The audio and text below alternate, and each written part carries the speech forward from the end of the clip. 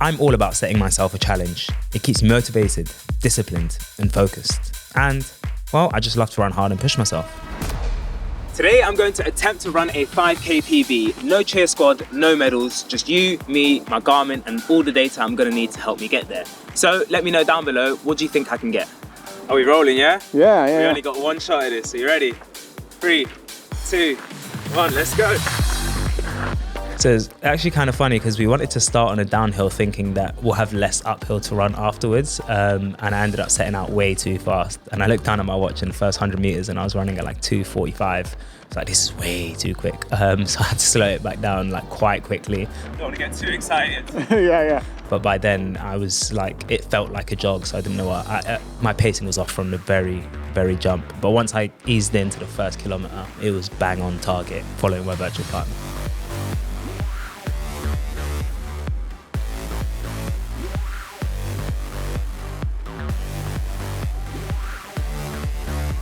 My previous PB I had just set not too long ago, which was actually 16:35. I've wanted to break 16 minutes and 30 seconds for a very, very long time. My target average pace that I was going for in this run today was 3 minutes and 13 seconds, which sounds disgusting. I don't know why I attempted that, but that would have got me a sub 16-minute 5K.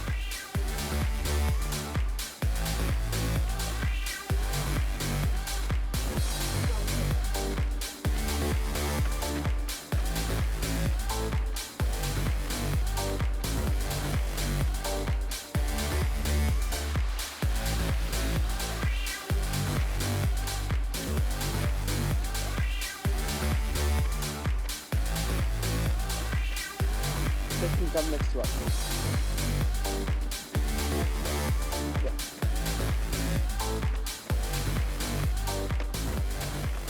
I love setting myself these challenges because I think I enjoy seeing the progress that can be made when you put in the hard work, and it is a linear relationship between work rate and outcome. It's not necessarily, if I do this I will get this much faster, but knowing that I can be faster than I currently am, stronger than I currently am, or just better, is just kind of a rewarding feeling. And knowing that I'm setting my future self up for the best possible scenario, so should aliens invade, we'll be absolutely fine because we can run away. Or zombies. Hard break. Woo.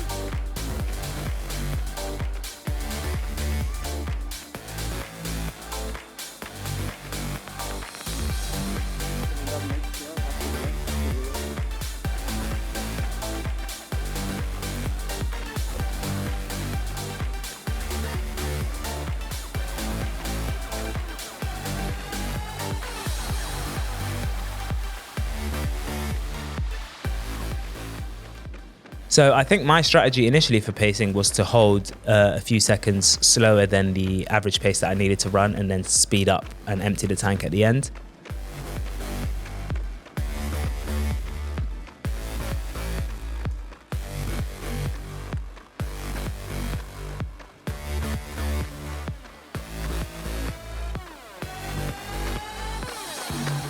$1K, 3:13.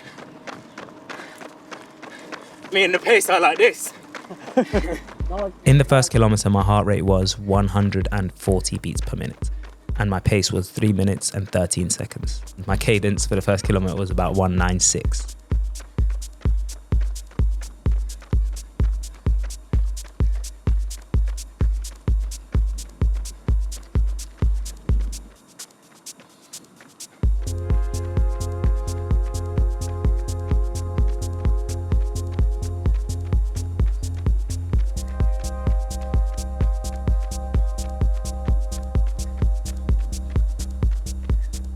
My average cadence for the whole run was 190 steps per minute, and I actually I had 2 songs on repeat with that exact beats per minute to steps per minute, and I was just using them to maintain the cadence. Obviously with the little bit of, I say it's a hill, it's not really a hill, but with that bit of incline the cadence switched around a bit, but for sure those 2 songs really helped.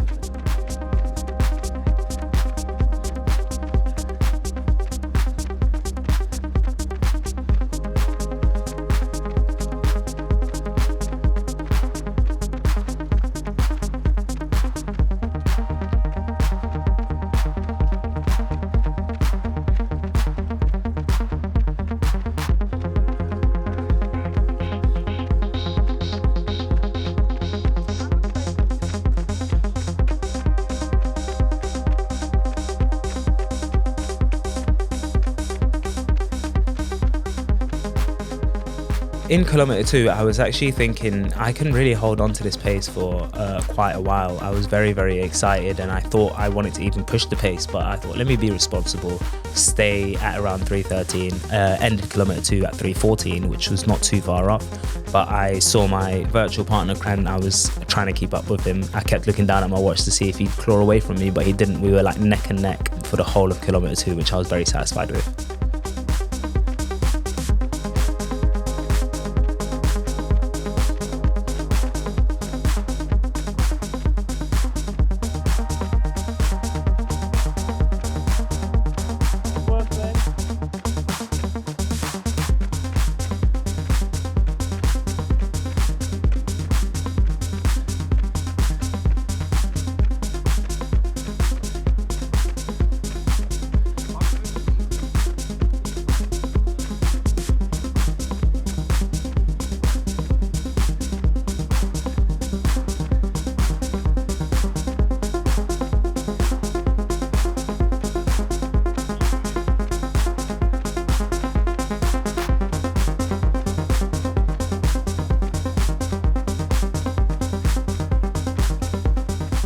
So in kilometer 2, my heart rate went up to 141 beats per minute, and my average cadence went up to 197.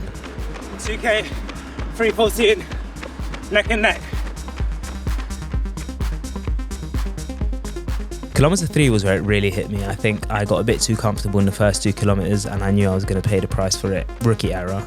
But I was just trying to keep going and hold on to that pace as much as I could.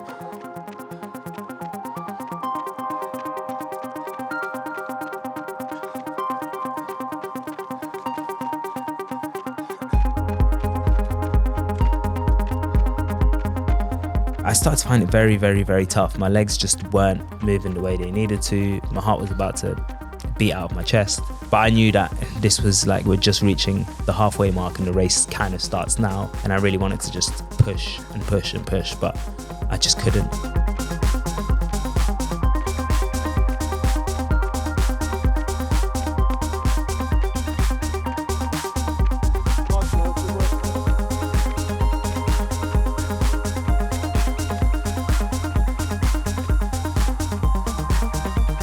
My form was going, my cadence started to drop, and I can tell because the songs I was listening to weren't matching my footsteps. That kind of threw me off, but I just knew that if I keep pushing, the quicker I run, the quicker the 5K will be over. So I had to try and claw everything back together and just hold on for dear life for the last 3 kilometers. Solid effort, good work. Thank you, man. Close up. Halfway there. Yeah. 2.5 to go. On. Training was really, really like rewarding and tough, but whenever you are training for a 5K, you know it's going to be tough. The one good thing about training for a 5K is that your sessions are over a lot quicker than they are if you're training for a marathon, which was refreshing for sure, especially as we enter the colder months. But I really did enjoy the training block this time around. I think I will head into another 5K block when I can, when I feel ready, but maybe in summer, just because the rest periods are cold.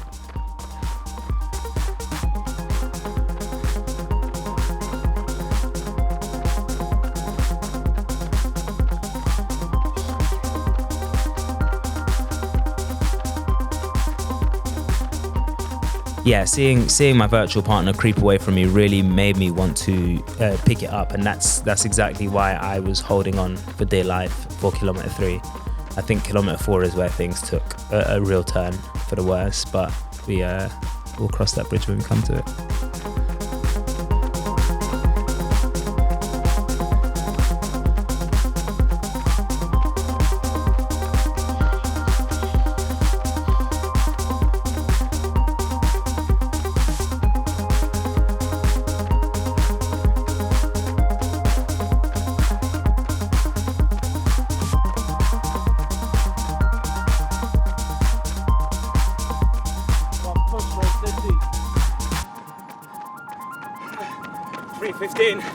Just behind. 2K to go. When I got to kilometer 3, I really had the goal of breaking 16 minutes in mind. and just how hard kilometer 3 felt, and knowing I still had 2 more after that made me accept that I wasn't going to get my A goal. I knew that it was virtually impossible by the time I finished kilometer 3 to claw back the time I'd lost.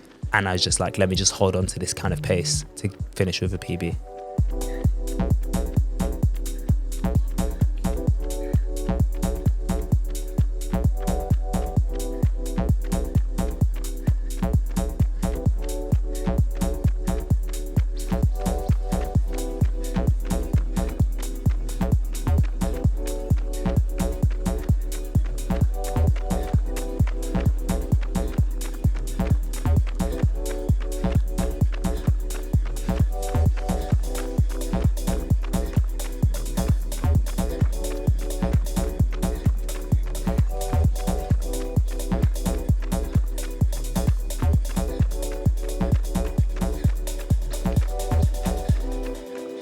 Comment below if you think I've got what it takes to run a PB, because right now I'm not so sure.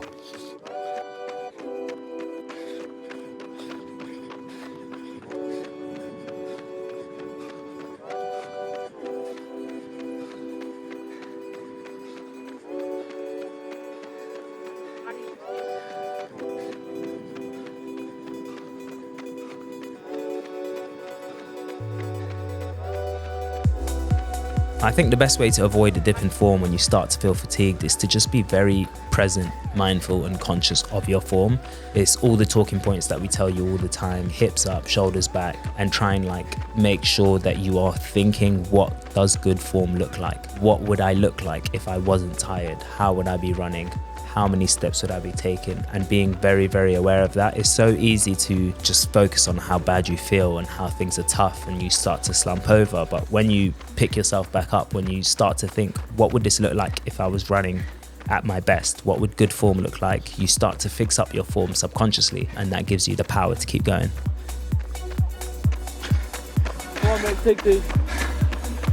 This is the moment. Push, mate, push. This is the moment, mate.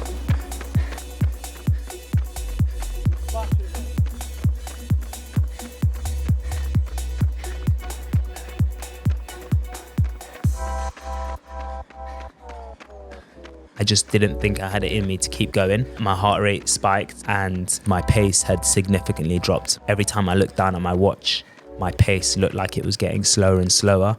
And I was like, if this trajectory keeps going from now all the way until the 5th kilometer, I might even miss my PB. So I have to do something to claw it back.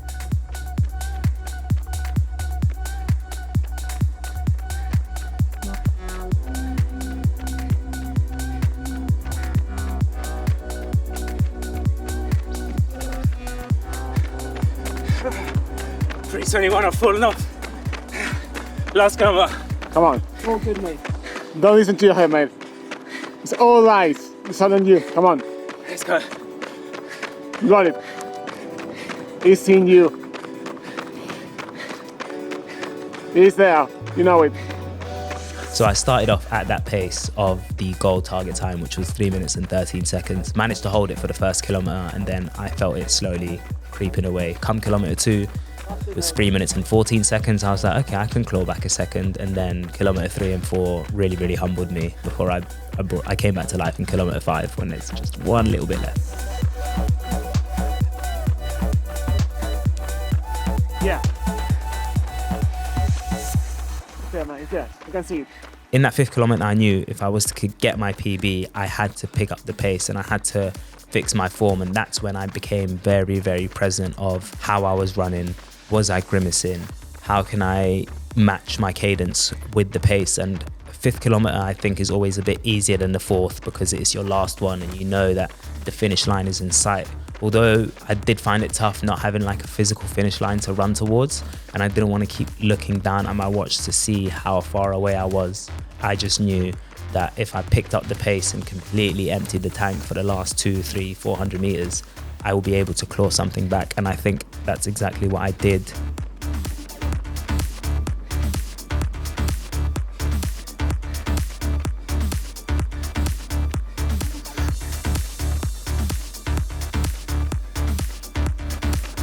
Got this, bro. Got this. 500 meters. Come on. Come on, last push, mate. Last push.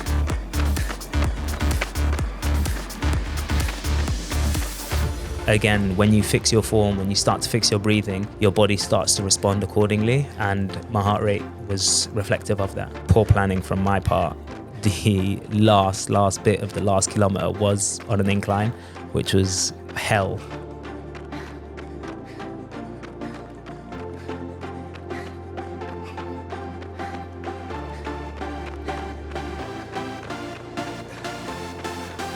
Push this hill, push it, push it. We're gonna go down in a sec. Got it, mate.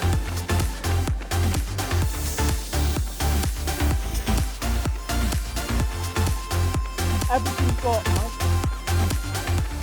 I think when I saw that downhill, all I wanted to do was go for a sprint finish, and it really felt like I was doing a sprint finish, but I'm not too sure if it looks like it. I need to watch the footage back. I was working way too hard during the challenge to be able to even talk, so I'm going to give you an update for this after the challenge. Empty the tank, mate, empty it.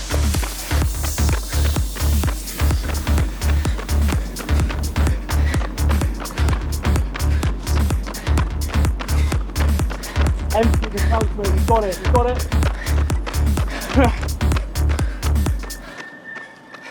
I didn't really get the time I wanted, but I was super chuffed with the time I did get, and I got the final time ending my 5K on 16 minutes and 20 seconds. Wow, that was so hard.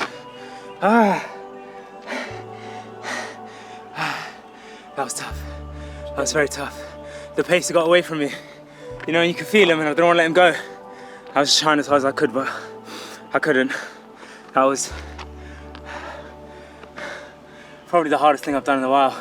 So that is my 5K PB, and I'm absolutely chuffed with that. And just know that our 5K PBs might look different. Everyone's is a completely different time, but the one thing that we do share is the joy we feel for getting a PB. So let me know down below if this video has motivated you to go and smash your own PB. But me, I need to go rest and relax and get some recovery in. So see you guys later.